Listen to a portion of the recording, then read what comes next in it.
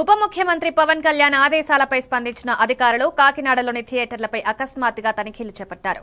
చాణక్య చంద్రగుప్త థియేటర్లో రెవెన్యూ, అగ్నిమాపక, తూనికల కొలతల శాఖల అధికారులు కలిసి శోధన నిర్వహించారు. థియేటర్ నిబంధనలు పాటిస్తున్నారా లేదా అనే విషయంపై అధికారులు ఆరా తీశారు. భద్రతా ప్రమాణాలు, టికెట్ ధరలు, సీటింగ్ ఏర్పాట్ల నుంచి అన్ని అంశాలపై క్లారిటీకొచ్చేందుకు జట్టు తనిఖీలు జరిపింది. ప్రభుత్వం జారీ చేసిన మార్గదర్శకాలకు అనుగుణంగా థియేటర్లు నడుస్తున్నాయనే విషయంలో స్పష్టత తీసుకొచ్చేందుకు ఈ దాడులు కీలకంగా మారాయి. మాది లీగల్ ఉన్నాయి, దానికి వాళ్ళ ఎక్స్ప్లెనేషన్ అడిగాము. మాది లీగల్ మెట్రాలజీ డిపార్ట్మెంటు. మేము ఎంఆర్పి వైలేషన్స్ ఏమైనా ఉన్నాయా, వీళ్ళు అమ్ముతున్న చిప్స్, మిగతా తినుబండారాలు ఏమైనా ప్యాకెట్ రూపంలో ఉంటే వాటి మీద డిక్లరేషన్స్ అంటే మ్యానుఫ్యాక్చర్ అడ్రస్, డేటు, రేటు ఇవన్నీ ఉన్నాయి లేదా చూడడానికి వచ్చాము. వైలేషన్స్ ఉంటే కేసెస్ రిజిస్టర్ చేస్తాం.